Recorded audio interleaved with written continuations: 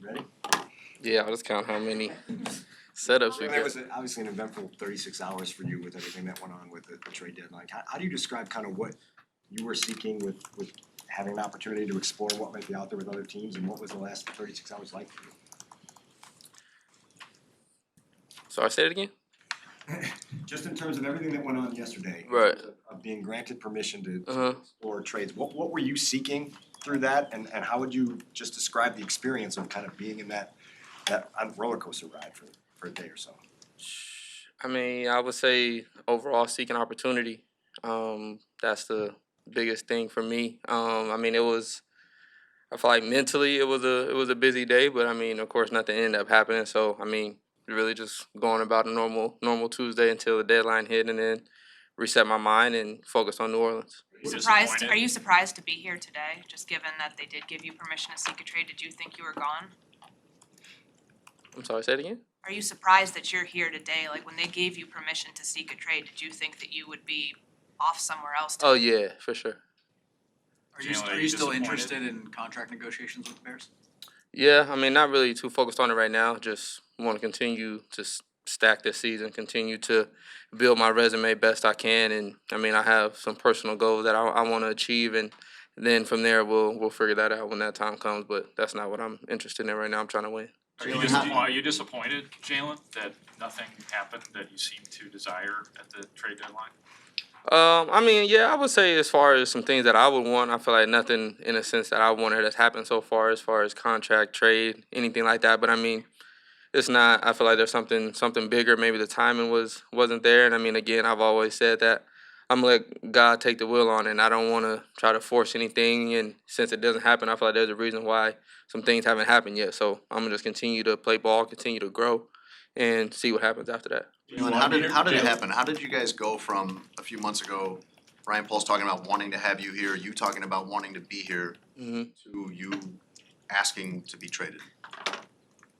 I would just say not. I feel like really not coming to be on the same page. And like I said too, there's a difference between talking and trying to work things out versus getting things done. And up until this weekend, nothing was done. And I figured I wanted some different opportunities or see what else was out there for me. So I mean, really other than that's about it.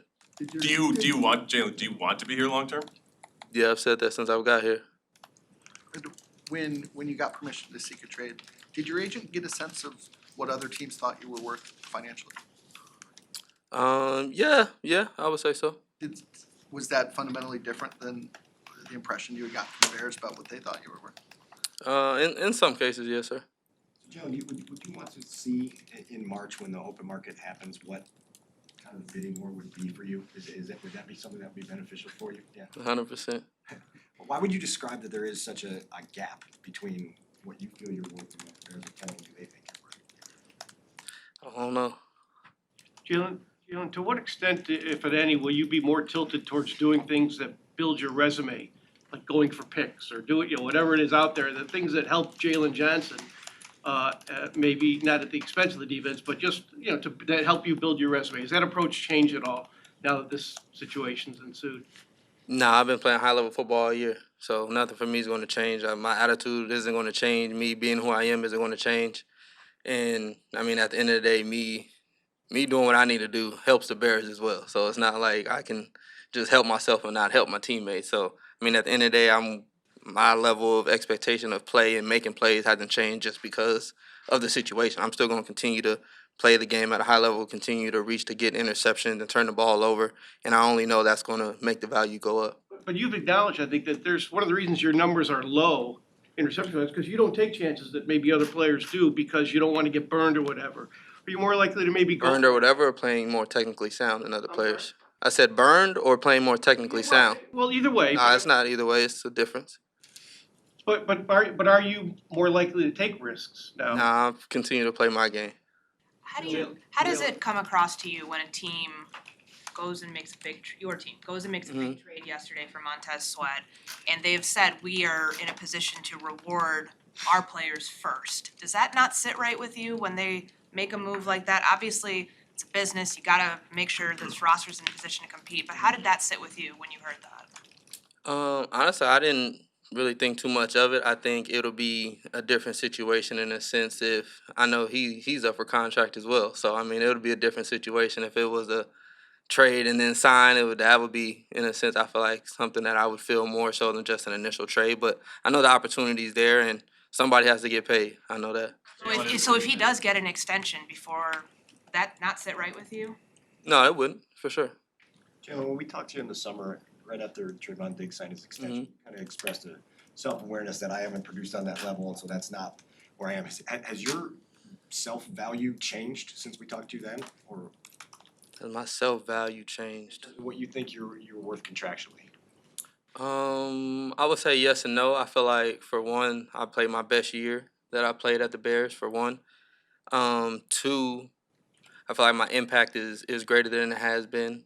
And I mean, I feel like I feel like I'm the best corner in the game right now. So I mean, just going off that and continue to play at a high level, that's not going to change. And I feel like for me, that only increases my value. And it just happens that you strike the iron while it's hot. So that's what it's about. Do you still feel good that you could get something done? Do you still feel good, positive that there could be an extension, or is your thought process, I'm going free agency? Honestly, I don't really have too much of a thought process. I mean, at the end of the day, I can just weigh my options. At the end of the day, there's only so much I can control. Honestly, I can get franchise tagged, and there is no free agency. So I mean, there's a lot of different options. So I'm not caught up in what just I want. But I mean, at the end of the day, I'm truthfully not in control. Do you harbor any resentment? What's it like when the team has an offer, puts a value on you that is below what you think of yourself? Like, what's it like to hear that, to see that number that you feel is not reflective? What's it like? What's it like? How would I describe it? I mean, I don't know. I feel like for me, this whole situation is an interesting situation because it's like it's easy to take everything personal, and I think for me, at the end of the day, Ryan has his family to feed. Ryan has people he answers to, and I feel like I have to, in a sense, respect that. And it's like if I feel like for myself, I'm worth $30 million. Like it's like, well, I mean, what I view as myself is what I view as myself, and how he views me is for him and what's best for this organization. So I mean, I don't take any of it personal at the end of the day, and two, also am not going to take back on who I know I am and what I feel like I am worth. And it's like I'm not asking to just change the market or break records. I'm not asking for that. But I'm also not going to just take anything and okay, well, you just deem me as this, so I'm this. Like, nah, I'm not. I don't just take one man's word and just put that viewpoint on myself at the same time. So I mean, it's a balance of being professional, being respectful to what his goals are and what he's trying to do, and also what my goals are and what I'm trying to do. So that's about it. Jalen, how do you come back? Go ahead, Mark, take it. How much does the addition of Sweat help you in this situation? I mean, theoretically, a pass rush makes a good cornerback better, right?